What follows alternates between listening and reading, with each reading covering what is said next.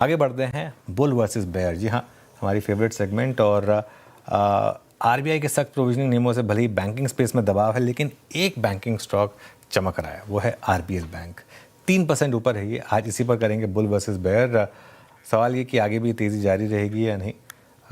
Nupur second day bull बनी है लगातार, तो नूपुर बताइए क्या इस पर तेज़ी की तरफ और आशीष बताएंगे मंदी की तरफ। आज आशीष का दिन है तो सर शुरुआत मैं करती हूँ ताकि मुझे एक एडिशनल पॉइंट मिल जाए यहाँ पर बोलने के लिए।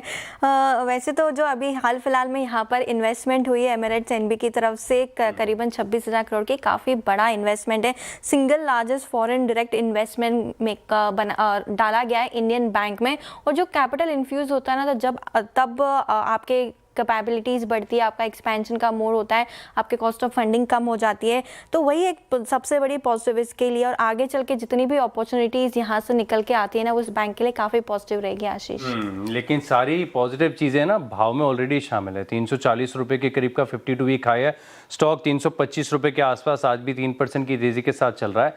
एक साल में ये स्टॉक तकरीबन 50% ऊपर आ चुका है। दूसरा कोई एक बैंक तो बताइए ना जिसमें इतनी बड़ी तेज़ी आ चुकी है। एक दो है, लेकिन वो फंडामेंटली बड़े स्ट्रॉन्ग है। आरबीएल बैंक में दरअसल ये जो बड़ा डेवलपमेंट हुआ है और इससे जितने भी बेनिफिट आगे जाके फाइनेंशियल्स में, इंटरनल्स में देखने को मिलेंगे, सब भाव में ऑलरेडी शामिल हो गए हैं। नूपुर, यहाँ से बताइए स्टॉक चलेगा कि नहीं। आपने फंडामेंटल्स की बात करी तो तभी तो दम है ना। अभी तो 50% चला है, 50% की रैली तो बाकी है आशीष। कोई बात नहीं, नंबर्स बताती हूँ आपको। FY26 के नंबर्स जब कंपनी ने रजिस्टर किया था तो टोटल डिपॉजिट 25% बढ़ा था। 24% से उसका पूरा बिजनेस यहाँ पर ग्रो होते हुए दिखा था। ग्रॉस एडवांसेस देखे तो 22% की ग्रोथ आपको वहाँ पर भी नजर आएगी। इतना बड़ा कैपिटल इन्फ्यूजन हुआ है तो डेफिनेटली आगे चल के रेटिंग्स अपग्रेड होते हुए नजर आएंगे और उसकी वजह से चीप फंड्स यहाँ पे बैंक को मिलेंगे और कॉस्ट ऑफ फंडिंग आपकी कम हो जाएगी तो मार्जिन आपके अभी तो कॉस्ट ऑफ फंडिंग आपकी बहुत बड़ी हेडेक बनी हुई है। दूसरा कोई प्राइवेट बैंक नहीं है जिसकी कॉस्ट ऑफ फंडिंग इतनी ज्यादा है, 6.2% के आसपास की है। इतने महंगे दरों पर ये फंड रेज करते हैं। तो ऐसा कोई दूसरा बैंक भी नहीं है जहाँ पे इतना बड़ा कैपिटल इन्फ्यूजन आया हो, तो उसका भी बेनिफिट मिलेगा।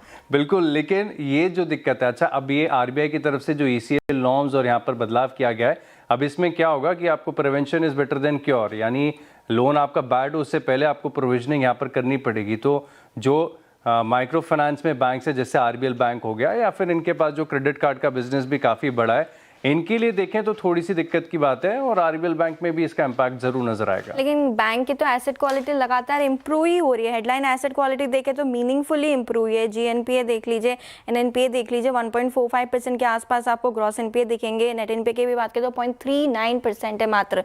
तो यहाँ पे आपको ध्यान रखना। और इनफैक्ट कलेक्शन एफिशिएंसी के भी नंबर्स देख रही थी, वो भी स्ट्रॉन्ग है, 99.7% के आसपास आते हुए दिखे। तो लगातार फंडामेंटल तो बैंक के लिए सुधर ही रहे। मैनेजमेंट खुद कह रहा है कि क्रेडिट कार्ड में स्ट्रेस है। इनफैक्ट ये 5वां क्वार्टर लगातार जहां पर मैनेजमेंट कह रहा है कि क्रेडिट कार्ड में जो एक एलिवेटेड स्ट्रेस देखने को मिल रहा है, ये आगे भी जाके बरकरार देखने को मिल सकता है। और इसी के चलते देखें तो ये स्टॉक में कल गिरावट आई थी, आज जरूर थोड़ा सा ऑफ क्लोज हो गया है, लेकिन मैं मानता हूं कि इससे और भी बेहतर बैंक्स आपके पास अवेलेबल है। ये स्टॉक ऑलरेडी जितने भी पॉजिटिव्स हैं ये सब प्राइस इन कर चुका है।